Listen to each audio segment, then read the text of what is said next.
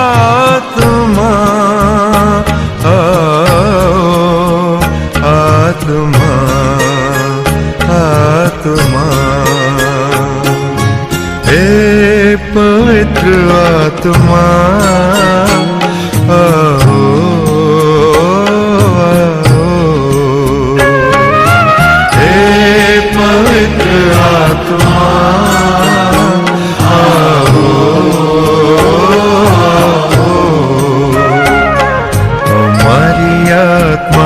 बस जाओ आओ में बस जाओ आओ हे पवित्र आत्मा आओ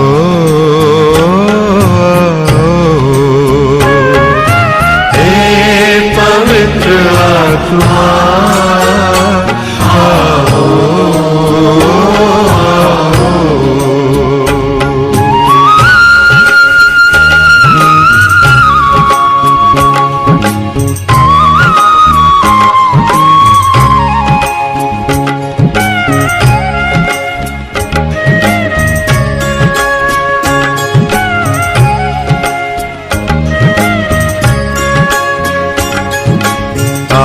तुम शान से स्वर्ग के समान से तुम शान से स्वर्ग के समान से भर दो हमारे दिल अपने ही प्राण से भर दो हमारे दिल अपने ही प्राण से हे पवित्र आत्मा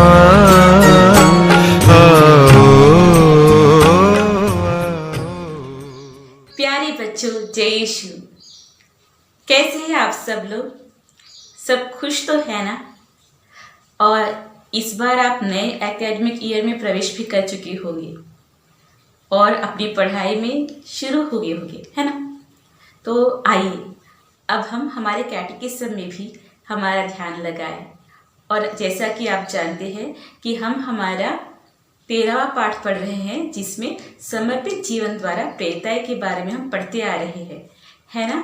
तो पिछले बार हमने पहला भाग पढ़ा था, जहाँ पर समर्पित जीवन के हिस्टोरिकल बैकग्राउंड, कलीसिया में समर्पित जीवन के बारे में हम क्या सोचते हैं और समर्पित जीवन का सार क्या है, और समर्पित जीवन जो व्रतबद्ध जीवन है, व्रत यानी वॉव्स, उसके बारे में पढ़ा था।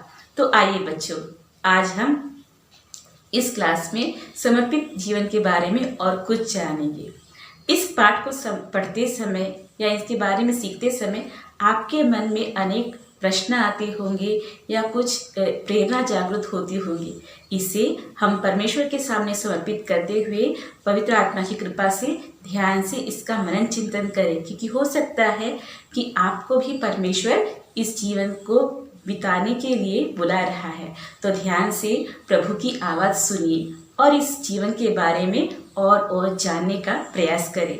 तो आइए बच्चों, अब हम पढ़ते हैं समर्पित जीवन के दौत्य के बारे में।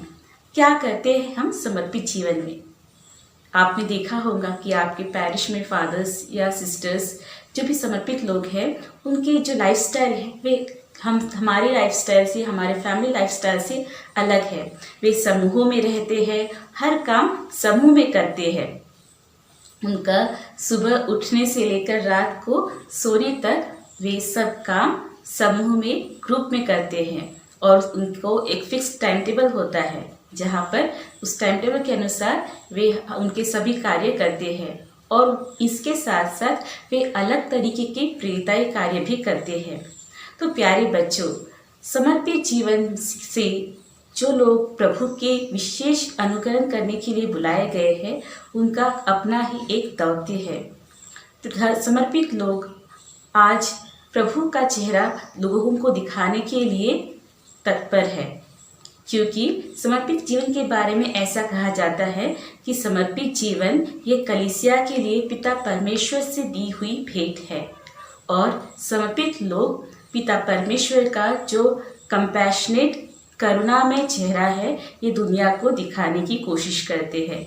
तो आज कलीसिया में ऐसे लोगों की ज़रूरत है जो अपने जीवन को पूर्ण रूप से परमेश्वर को समर्पित करे और परमेश्वर के साथ साथ जनता की सेवा में भी लग जाए। तो समर्पित लोग यही करते हैं, वे अपने पूर्ण समर्पण द्वारा पिता ईश्वर को, परमेश्वर को और साथ साथ ईश्वर के लोग मतलब द पीपल ऑफ गॉड सबकी देखभाल करते हैं और अपने आप को समर्पित करते हुए वे ईश्वर से प्रेम करते हुए लोगों को भी प्रेम करते हैं।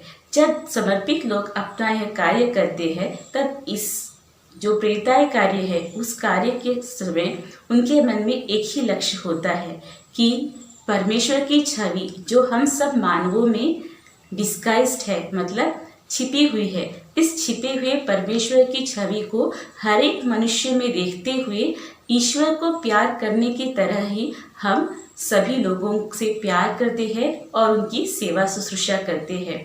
और आज कलीसिया को और सारे विश्व को ऐसे लोगों की ज़रूरत है जो पिता परमेश्वर का पितृमय इमेज या पितृमय छाया और माँ कलीसिया की मातृमय छाया, the image of a loving father of the heavenly father and the image of a loving mother of the church, इससे सबके सामने अपने जीवन द्वारा प्रकट करें।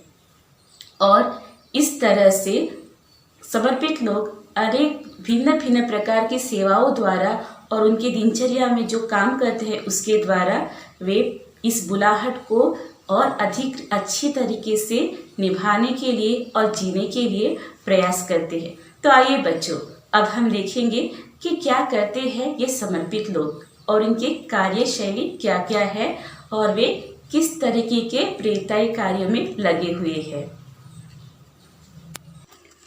प्रार्थना द्वारा प्रेरिताई। उस ईसा के समान जो सबसे बड़ा प्रेरित है, समर्पित लोगों को प्रार्थना द्वारा ईश्वर की संगति में बढ़ना चाहिए। जो ईश्वर के अनंत प्रेम की घोषणा करते हैं, उन समर्पित लोगों को ईश्वर की संगति का गहरा अनुभव होना ज़रूरी है, क्योंकि हम उसी को दूसरों को दे सकते हैं जो हमारे पास है।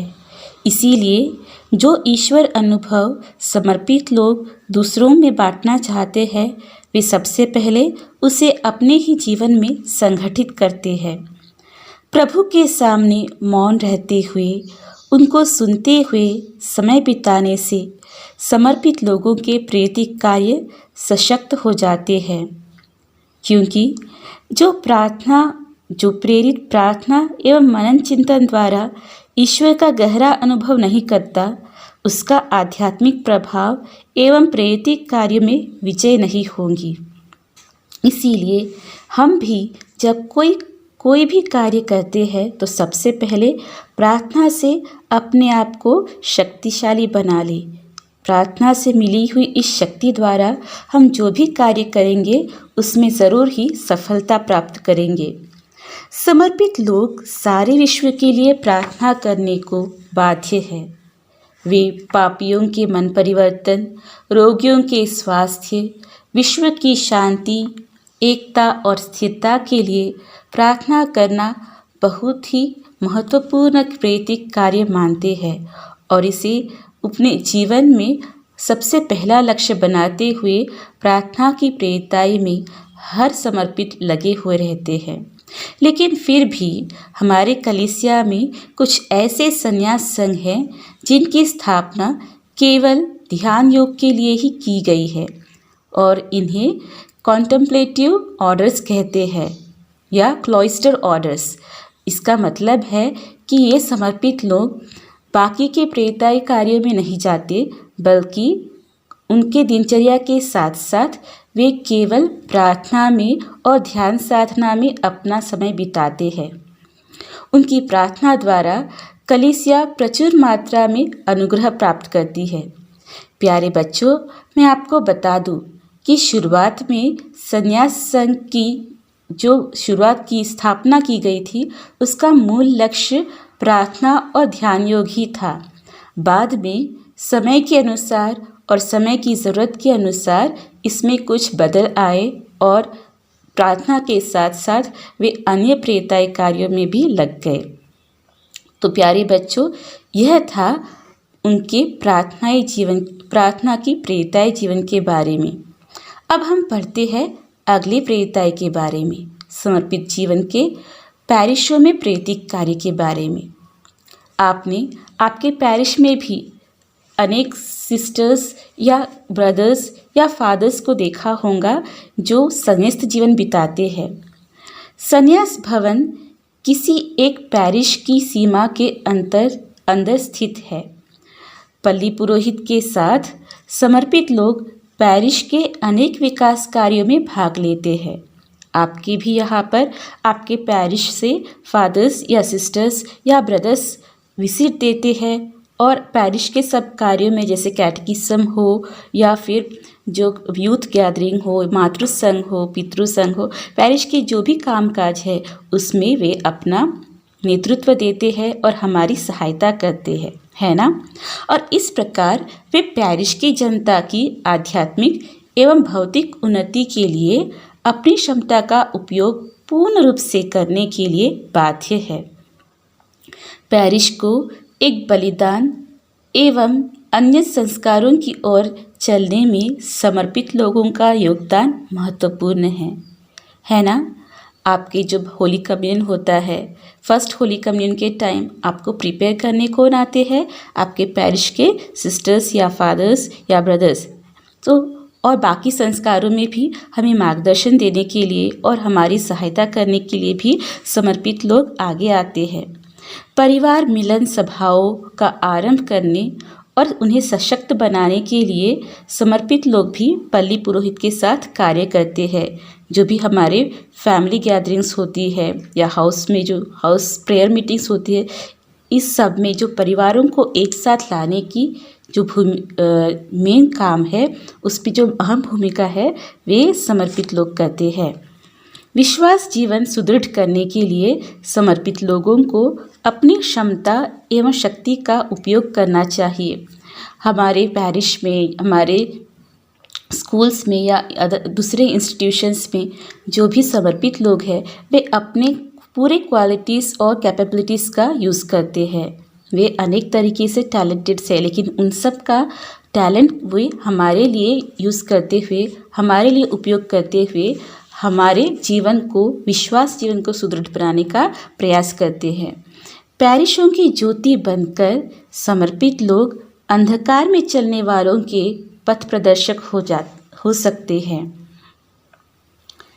इसीलिए जो भी पैरिश में हमारे जो समर्पित लोग काम करते हैं, हमें भी उनके साथ मिलकर सहयोग देना है और वे जो कार्य करते हैं उसकी सराहना करते हुए हमारे एप्रिसिएशंस भी उनके साथ प्रकट करना है, जिससे उन्हें और अच्छे तरीके से काम करने का हौसला मिले और उनके जो कार्य है उसमें वे संतृप्ति पाए।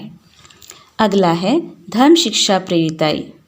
धर्म शिक्षा कक्षाओं में बालक बालिकाओं तथा युवा युवतियों को ख्रिस्तीय विश्वास के मूलभूत सिद्धांत एवं कलीसिया के प्रबोधन इस प्रकार प्रदान किए जाते हैं कि ज्ञान स्नान में उन्हें प्राप्त विश्वास देवदीप्यमान एवं जीवंत हो जाए।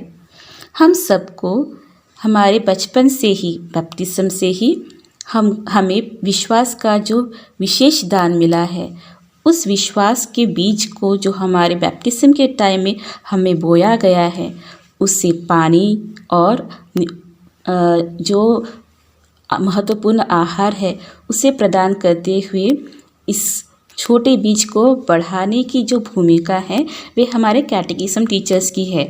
और हमारे बहुत सारे कैटेकिज्म टीचर्स समर्पित लोग होते हैं। वे हमारे विश्वास को और बुलंद बनाने के लिए, हमारे विश्वास जीवन को गहरा बनाने के लिए और इससे फल प्रकट करने के लिए हमारी मदद करते हैं। धर्म शिक्षा के मुख्य लक्ष्य क्या है? सबसे पहला, पवित्र बलिदान में पूर्ण एवं सजीव, रचनात्मक एवं सक्रिय सहभागिता द्वारा सत्य और आत्मा में ईश्वर की आराधना करने के लिए पढ़ाना। यह बाइबल में ही लिखा है कि हमें परमेश्वर की आराधना कैसे करनी चाहिए, इन ट्रूथ एंड स्पिरिट, है ना। संत यूहान के सुसमाचार में लिखा है। तो तो हमारे सबसे पहले कैटेकिज्म का महत्वपूर्ण लक्ष्य है कि जो पवित्र बलिदान हमारे ख्रिस्तीय जीवन का मेन पॉइंट है, उस पवित्र बलिदान में पूर्ण एवं सजीव रूप से भाग लेना।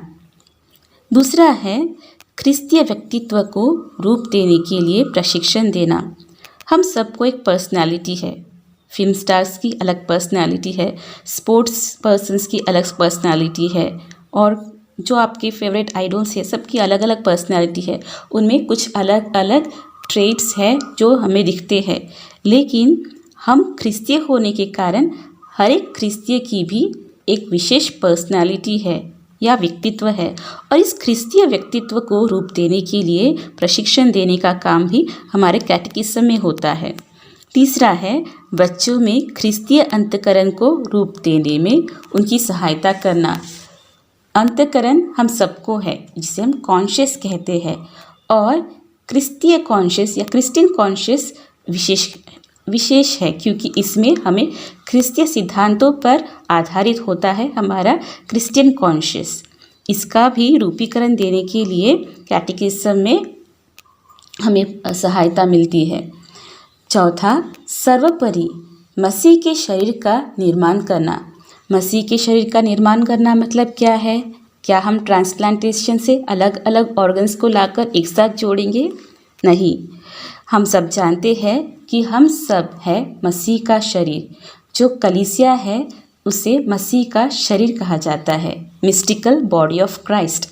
Church is the mystical body of Christ, और इस मिस्टिकल बॉडी का निर्माण करना भी कैटेकिज्म में होता है, क्योंकि कैटेकिज्म में ही हम कैसे कलीसिया के अच्छे प्रेरित बनेंगे या कलीसिया के अच्छे सदस्य बनेंगे, इसके बारे में पढ़ते हैं।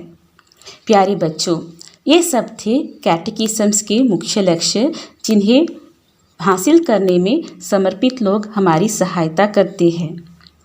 युवा हृदयों में पवित्र कलीसिया के प्रति गहरा प्रेम और निष्ठा अंकुरित करने से ईश्वर के राज्य के विकास के हेतु अपने को समर्पित करने के लिए वे तैयार हो जाते हैं। कैटेकिज्म क्लास में युवाओं पर विशेष ध्यान दिया जाता है, क्योंकि युवा लोग हैं हमारे जो कलीसिया के भविष्य, फ्यूचर ऑफ द चर्च, और इनके हाथ में होगा हमारे आने वाले पीढ़ी का रूप। इसीलिए जब हम युवाओं पर विशेष ध्यान दें और तो उनके द्वारा अगर उनमें ईश्वर के राज्य को सेवा करने की इच्छा जागृत हो जाए, तो इससे वे समर्पित जीवन के लिए तैयार हो जाते हैं। और इसीलिए 10th के बाद में या 12th के बाद में बहुत सारे युवक युवतियाँ इस समर्पित जीवन को चुनते हैं या पुरोहिताई जीवन को चुनते हैं। इस प्रकार उत्साही विश्वासियों का गठन करने की कलीसिया के प्रयास में समर्पित गण भाग लेते हैं, और सबसे ऊपर सर्वोपरि वे अपने ही उत्साहपूर्ण विश्वास एवं प्रेरित चेतना द्वारा युवा पीढ़ी को सुदृढ़ ख्रिस्तीय जीवन की ओर ले चलते हैं।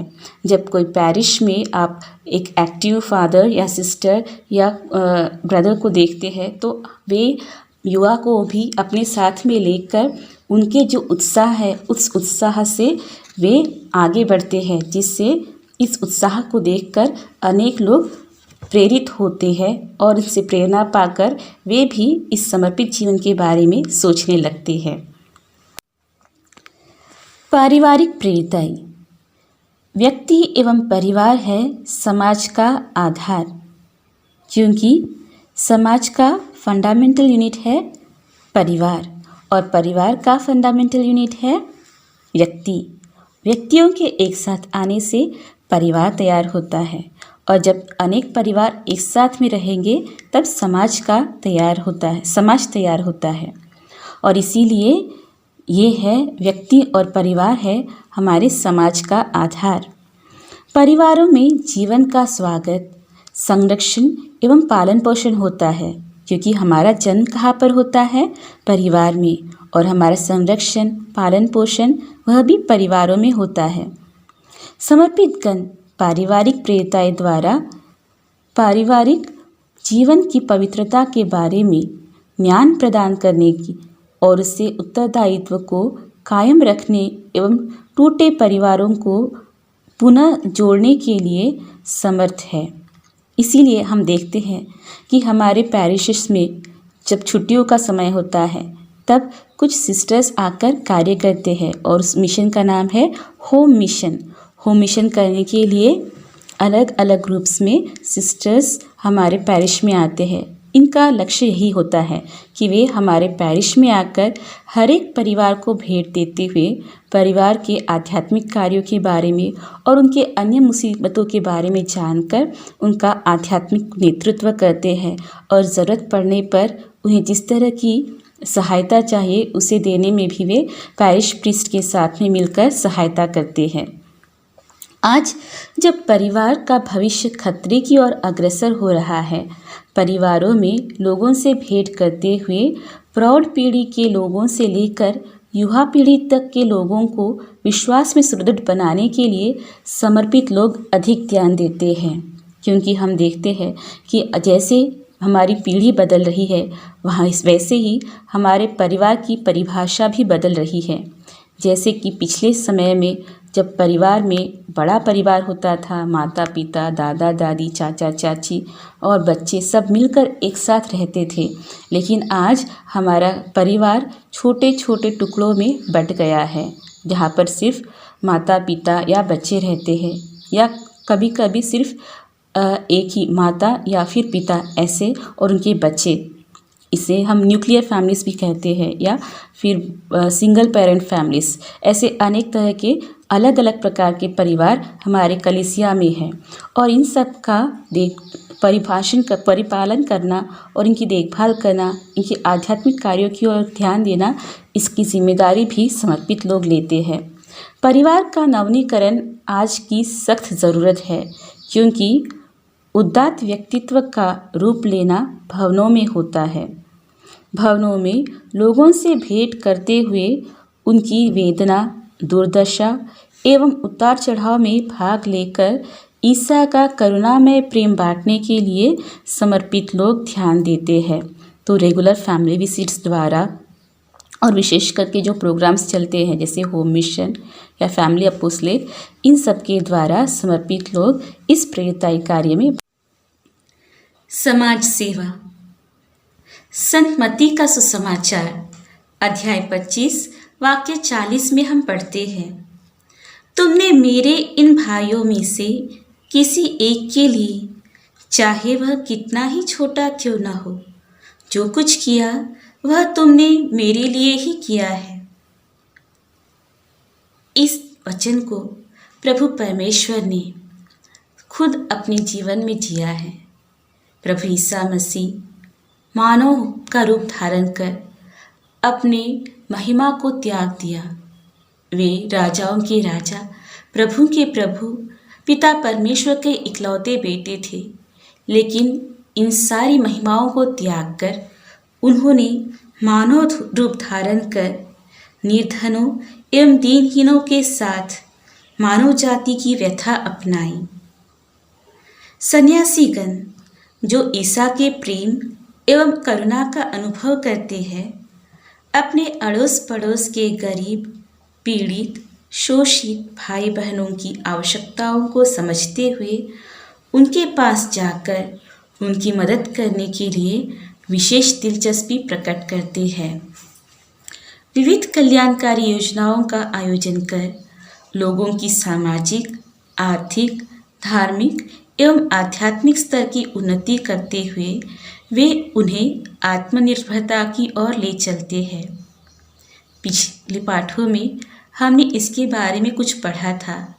बच्चों, क्या आपको याद है संत रानी मरिया के बारे में, कैसे उन्हें गरीबों की सेवा करते हुए, उनके बीच में समाज कार्य करते हुए रक्त साक्षित्व को अपनाना पड़ा, और साथ ही साथ फादर अरुलदास, फादर स्टैन स्वामी और स्टेन परिवार, इन सब के बारे में आपने ज़रूर सुना होगा।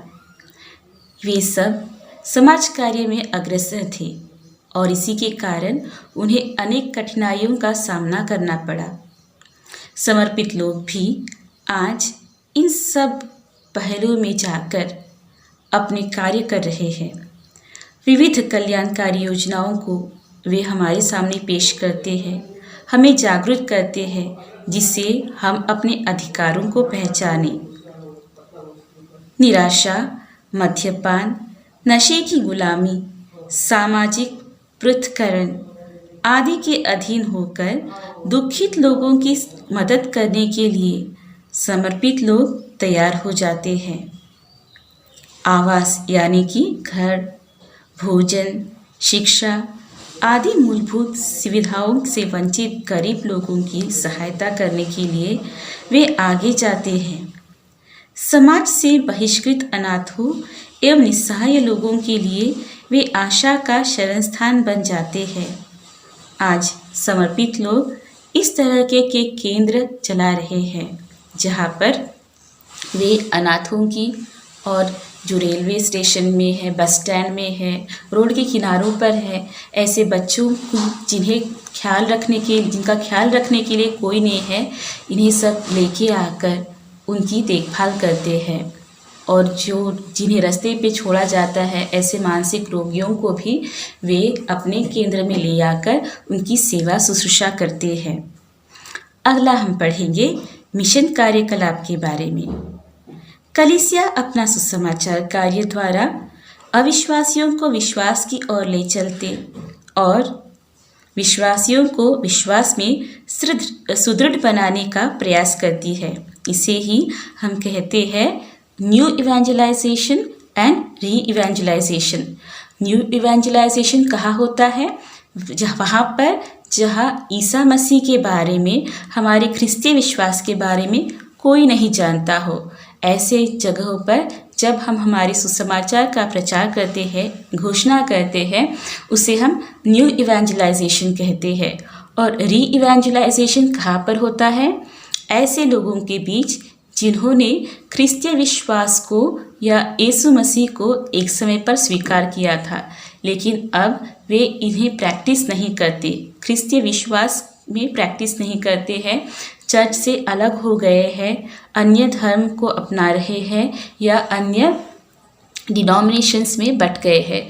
ऐसे लोगों के बीच में जाकर फिर एक बार उन्हें ईश्वर की ओर लेके आना और कलीसिया के एक ही समूह में शामिल करने का प्रयास करने को हम री इवेंजलाइजेशन कहते हैं। री इवेंजलाइजेशन से हम हमारे विश्वास को, जहाँ पर लोग विश्वास प्रैक्टिस कर रहे हैं, उन लोगों में भी करते हैं, जिससे हमारा विश्वास और भी गहरा बनता है। जैसे पिता ने मानव पर अपना प्रेम प्रकट करने के लिए अपने पुत्र को भेजा, वैसे प्रत्येक सन्यासी समस्त मानव जाति को सुसमाचार सुनाने के लिए भेजा गया है। समर्पित लोग प्रार्थना, सेवा एवं दुखभोग द्वारा विश्वास के प्रत्येक क्षेत्र में ईसा का नाम फैलाने के लिए प्रयास करते हैं। जिस स्थान पर और समूह में समर्पित लोग रहते हैं और सजीव रूप से मसीह का साक्ष्य देते हैं, वहाँ सब लोग मसीह को जानेंगे और मुक्तिदाता के रूप में स्वीकार करेंगे। तो ये था समर्पित लोगों के मिशन कार्यकलाप के बारे में, कैसे वे अपने समर्पित जीवन में मिशन कार्यों में अपनी अगुवाई देते हैं। जहाँ पर दूर दूर गाँवों में कोई नहीं जाता है, ऐसे स्थानों में जाकर समर्पित लोग अपना सेवा कार्य शुरू करते हैं, जिसे देखकर, उनकी जीवन शैली को देखकर, उनके अच्छे व्यवहार को देखकर अनेक लोग ख्रिस्तीय विश्वास की ओर आकर्षित हो जाते हैं, क्योंकि वे इन समर्पित लोगों में पिता परमेश्वर के प्रेम को, उनकी करुणा को पहचानते हैं। इस तरह से उनके जीवन द्वारा और उनके कार्यों द्वारा, उनकी प्रार्थनाओं द्वारा आज समर्पित लोग मिशन कार्यों में अग्रसर हैं और अपनी अगुवाई दे रहे हैं। तो बच्चों, आज के क्लास में हमने समर्पित जीवन के बारे में और उनके अनेक प्रकार के दौत्य के बारे में पढ़ा था। कैसे वे अपने प्रार्थना की प्रेरिताई द्वारा, समाज कल्याण की प्रेरिताई द्वारा और सेवा कार्य द्वारा, मिशन कार्य द्वारा, पारिवारिक प्रेरिताई द्वारा, प्रार्थना की प्रेरिताई द्वारा इन प्रकार की कई प्रेरिताइयों द्वारा या सेवाओं द्वारा हमारे कलीसिया में कार्यरत है और अनेक प्रकार से हमारी अगुवाई करते हैं। प्यारे बच्चों, समर्पित लोग या संन्यास जीवन हमारे कलीसिया का एक महत्वपूर्ण और अनिवार्य घटक है या इकाई है, और इसीलिए हम सबका कर्तव्य है कि हम हमारी प्रार्थनाओं द्वारा समर्पित लोगों की सहायता करें।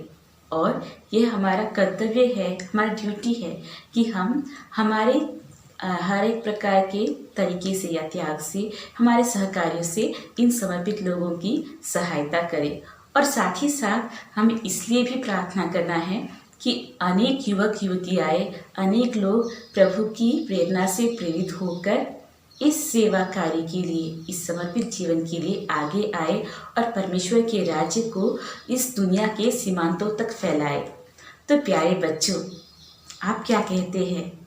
क्या आपने प्रभु की आवाज़ सुनी है?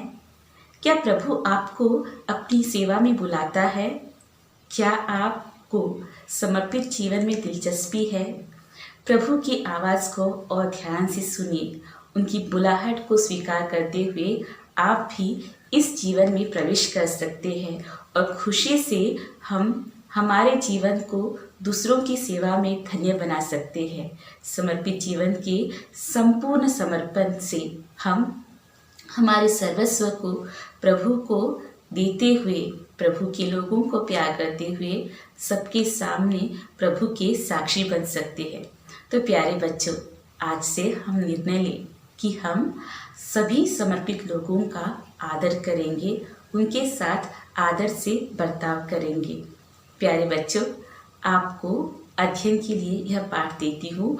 आप संत पौलुस का फिलिप्पियों के लिए पत्र, संत पौलुस का फिलिप्पियों के लिए पत्र, इसमें अध्याय 3 वाक्य 15 से 21 तक पढ़िए। और आज के लिए हम इस वचन को कंठस्थ करेंगे या बाय हार्ट करेंगे। फिलिप्पियों के नाम संत पौलुस का पत्र, अध्याय 3 वाक्य 20। हमारा स्वदेश तो स्वर्ग है और हम मुक्तिदाता प्रभु ईसा मसीह के आने की राह देखते रहते हैं।